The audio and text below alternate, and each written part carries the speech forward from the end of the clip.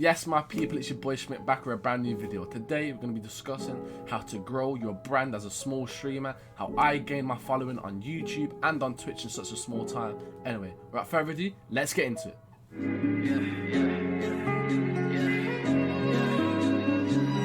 Mass with the pack, no trap laws. Menace and Venice, turn your bitch up into a lost cause. Beauty in the beast for the clip, be cautious, caution. Murder the pussy, said he flossing. Oh shit, I leave them corpses, a metamorphosis, I'm fancy. Lodge your head in the window of Porsches. Call, listen. Okay everyone, the first question is the importance of social media, because a lot of people don't usually look at social media when they're starting to start on obviously Twitch or YouTube, or starting your overall content creation, or if you're being a streamer. A lot of people look past this, and to be fair, I did at the start. My social medias at the start, I had none of my, no YouTube named ones, no like Twitch named ones. So I want to say the main thing I want to say about social medias, it pushes your overall publicity. It creates more audience for you. So for example, if I do a Twitch clip, so if I'm live streaming and I clip something on Twitch, that'll be a 30-second Twitch clip. I can download that, post it on TikTok. From TikTok, I'll post it on Instagram. From Instagram, goes to Twitter. Can you see what I mean? I'm live streaming, and then I've got 4 different content out of that one little thing on live stream. Okay, I'm pushing my audience on different platforms. I pushed it over to TikTok, where that can randomly blow up. I done one recently that got 1,000+ views. That's not because I'd done something out of my way to get a TikTok video. That was because I was already streaming and I already had that content and good like entertainment there that I can already push it onto different stuff. I put on Instagram, that'll probably get like 60 or something views. That pushes my audience on different platforms. Okay, it's like this. If I post on TikTok and that gets 100 views, let's say, that's 100 different people that I'll get on Instagram. Understand what I mean? You're pushing your audience across all the platforms. And another thing, it just looks so much more professional seeing your same name on all your platforms or all your social medias. For example, if like it's a little bit different for me because obviously I got my Twitch and my YouTube. I'm pushing my Twitch heavily right now. So all my social medias are called Shmityboi. Before they're all called YouTube Schmidt. And I don't really like having YouTube in my name. If it's for PlayStation, fine, because it makes people know, or TTV. But on social medias, try keep it just what your name is. If you can't, if it's taken, then fair enough, you can change it up. You can, you know, put TTV and put YouTube just to make it personal to you. But I feel like you need to keep the same name on different platforms, because if you change up your names, if, for example, if on Instagram, my name's Shmityboi, but on Twitter, it's Schmidt, it's going to be harder to find me. You need to make your channel and your social medias easy to find for the public. Okay, so you got to make everything the same general name and make sure you plug them. So for example, in the description of this video, it's going to be all my social medias. And see, that's what you need to start doing in your descriptions of the videos, in your description of your YouTube channel, of your Instagram, your TikTok. Plug your own stuff, start promoting everything to grow your social medias. Okay, the 6th question is, what game are you what game are you twang? I'm keeping it as a blooper, say that, so I'm keeping it as a blooper. Okay guys, the 2nd question, what motivates you to stream? And this is crucial for me, because if you feel like going live is something that you don't want to do, so for example, if I'm about to go live, I'm not thinking to myself, oh, I don't want to do this, oh, I don't want to be here, oh, this can't be bothered. Then stop streaming, stop it. Like, stop trying to force yourself to go live. Going live should be something that you actually enjoy. It should be something that you use for an entertainment value. You really want to be entertaining to how many people. You want to play the game, you love the game. Don't force yourself to go live, because that's when I feel like the motivation part just ruins it. Like, and I do that sometimes. Some days I really don't want to go live. I had a shit day or something. I don't like how today's planning out, or I'm not playing good on Rocket League and I don't want to go live. And you can see that in the live stream. You can see energies like that. So before you go live, ask yourself why. Ask yourself why you're going live. What is motivating you to go live? And if you're not really up for it, then don't go live, because people will see that. You know what I mean? Sometimes, yes, you're gonna go live when you are feeling a bit down because you have the schedule. I can understand that, but never always. If it always feels like you're forced to go live, then stop, because it's not for you. before going live, you should be so motivated, so happy to bring entertainment to people, bring an entertainment value onto that game, bring something new to the game. Don't ever make it feel like you're getting forced to do something, because it will show off in your content. So that is a big thing. All right, so the third question is, how do you accept failure? And I mean that in the sense of, if you fail on a stream, if one stream does really bad, do you go, oh, I'm a shit streamer, man, oh, I'm terrible, man, oh, I'm not doing this no more? Yes, you're gonna do that sometimes, but don't do that all the time. You need to learn from your failures. Streaming's such like, people say an easy thing to do, but it's not. There's so much behind streaming in an entertainment value type thing, where it's not as easy as people make it out. It's not just playing a game and, oh, you be entertaining. No, it's different from that. So you need to learn how to accept failure. For example, if someone joins my stream and I approach it wrong, I'm not quick to say, oh, welcome to the stream, man, hope you're having a great day, or try to entertain them, that I know that is a failure. I know I failed in that regard. I ain't gonna go, damn, I'm so bad, man, I'm ending the stream, I'm a bad streamer. No, you learn from that. You go, okay, next time I'm gonna be watching my chat, I'm gonna be making sure I'm gonna be engaging the audience, I'm gonna be talking to them. And the same thing, if you do a stream and it's really bad, don't think, oh, I'm terrible, man. Think why that done bad.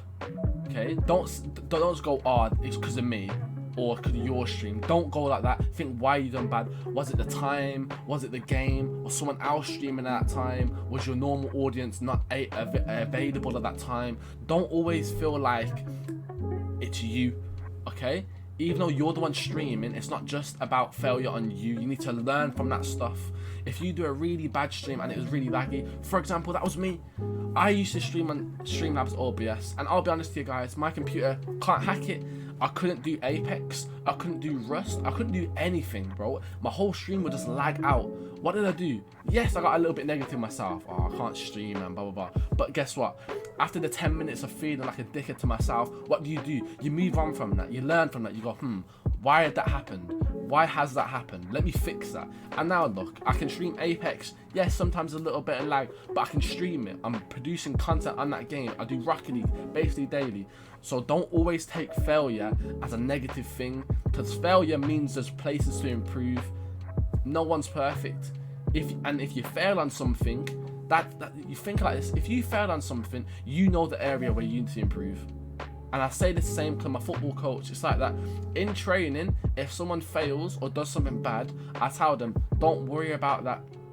You do mistakes in training, so in a game, you don't make the mistakes. And it's like that in streaming. You make mistakes early door, so on the long run, you don't make the mistakes and you improve and become the best streamer you can. Okay, well, it's the fourth question, and this question is, are you researching about streaming? And what I mean by that, you're already doing tip number one. You're watching videos like this. You're watching other streamers tell you tips. Other streamers tell you what to improve on, or how to do stuff at a different level. For example, I'm still a low-key small streamer, but I'm gaining followers.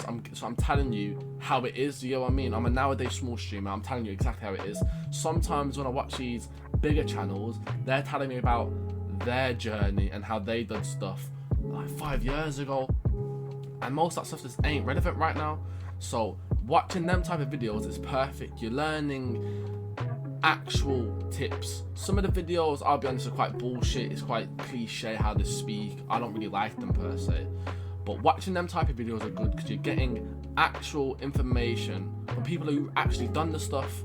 So that's number one out of the way. Well done. But what I mean by research as well is knowing different devices and different things for your stream. So knowing what's the best, I don't know, camera, what's the best light, what's the best monitor, what's the best PC, getting to know what's really good for streaming to boost your quality. And I haven't mastered that yet. I haven't got the best stuff, and I know sometimes money's an issue for most people. They can't spend, I don't know how much money, $1,000 plus or whatever on a PC. They can't do that. And it's a bit unfortunate if you're on PlayStation. I used to be a PlayStation streamer, and you had no control over it. I couldn't add a nice overlay. I couldn't add a nice camera filter because you can only use a PlayStation camera. So stuff like that, it's pulling you back. And that's where you need to look at yourself and go, okay, maybe I need to take a break and start working. You start making your money up, get your money up, make your funny up, and then you get enough money to get the good streaming devices, to get all the good PC and stuff, because PC is the way to go, I'll be honest. I've switched from PlayStation to PC, and oh my god, the growth, you can see the growth already, it's mad. The stream looks way better, the quality, the camera quality, everything. Seriously, you do need to switch to the PC, but if you can only do a PlayStation stream, that's fine. Be the best on the PlayStation, you know what I mean? That's what I was doing.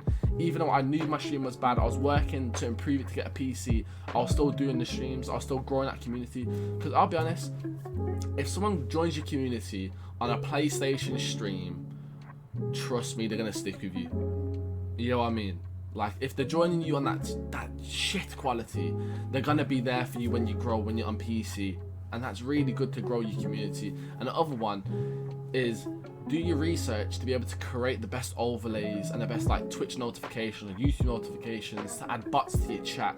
Because I have no clue how to do any of this. And now if you look in my chat, I got different screens. I have just chatting like screens on Twitch. I have bots in the Twitch that do, you know, timed responses. If you do exclamation mark YouTube, it will post my YouTube link. Learning how to do stuff like that is crucial. It makes your quality of the stream way better. And the way I done that, just YouTube it, simple. Just YouTube it.